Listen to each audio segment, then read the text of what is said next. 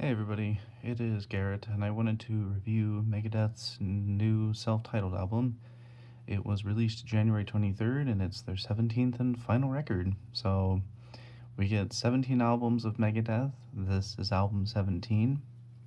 Um, I'll just start by saying that the album covers a lot of different eras of Megadeth. I believe they said that when they were recording things or songwriting, that they wanted to. Dave Mustaine had the other members go through and listen to all of Megadeth's discography, and you can definitely hear that translated into the songs themselves. There are the thrash metal songs. There are also the mid-tempo ones that really play off of especially the '90s music that they came out with, um, all the way from Countdown to Extinction up to I think Risk. I want to say it is, yeah. And I could definitely hear the mid-tempo ones, especially in Hey God, I Am War. Although I Am War is a little bit slower. Um, but Made to Kill is one of the songs they didn't put out as a single, and that one still retains a lot of the thrash elements. Um, I'd say if you're coming to this with just the thrash metal focus in mind, there's going to be a lot of different expectations that you should have for this record. It is their initial singles they put out kind of retained that thrash metal um, fervor. Songs like Tipping Point, I Don't Care, Let There Be Shred. But, when you get to like Hey God and Puppet Parade, or you get to I Am War, you get more mid tempo stuff. So, yes, it's thrash metal for some of the songs. For the other songs, it is definitely more just straightforward hard rock, heavy metal. And I would say the highlight song for me, though, is surprisingly the last one before the bonus song, which I'll get to in a moment. That is The Last Note. The ending acoustic part is very. The ending acoustic part of that song is very beautiful. it it's a very somber way to close out the last Megadeth record. Close out.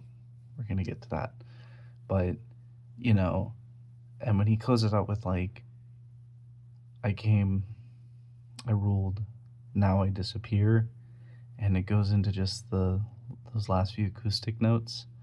That is a nice send off. You know,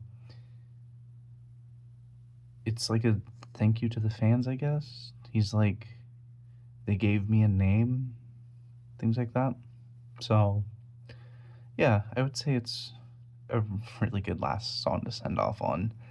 Um, I do still like the main riff when they go into like the faster parts of that song.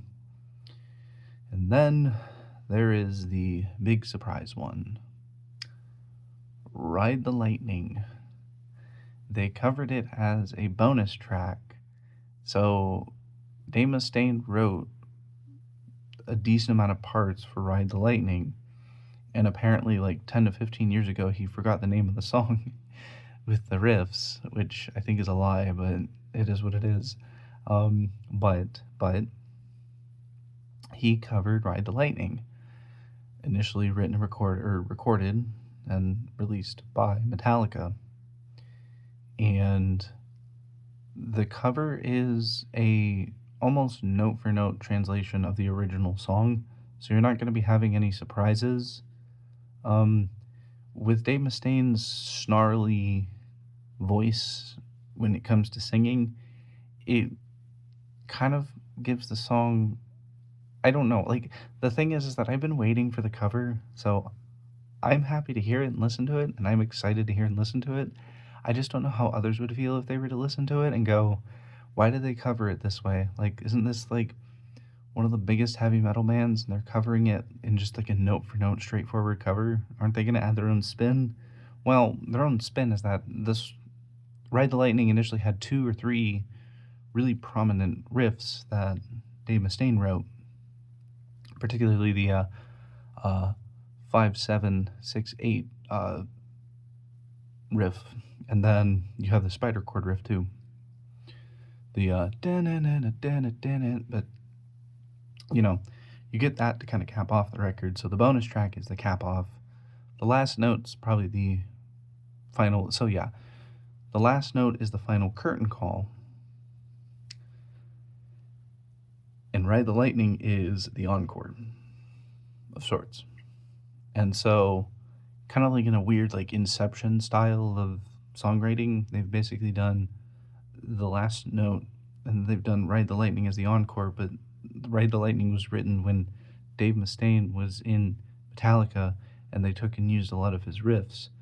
And yeah, I do like the record if it wasn't already obvious. I am probably going to give it a few more listens and keep on hearing it for a while. I've liked pretty much all of Megadeth's discography. The few that I have not touched or barely touched are the ones like Risk and The System Has Failed. Although with The System Has Failed, I'm getting more into it now. And I really like Endgame, especially. Sorry, I figured I'd go on a tangent because since it's their last record, we can talk about some of our other favorite Megadeth records. I love Endgame. Going all the way back, I love Rust in Peace. I love Peace Cells as well. And yeah, this is a nice closing out album, I think. It retains their thrash metal elements, but it also keeps on some of like the mid-tempo stuff they would have written back in the 90s. And people are going to hate me for this opinion, but believe it or not, I do like Super Collider too. You can appreciate all the band's albums and be happy with how those ones all turned out. You can like Rust in Peace and still like Pooper Collider. I still like the name of that. I think it's funny. Anyways, that'll do it for this record review. 10 out of 10. There you go. It's Megadeth. Who gives a shit?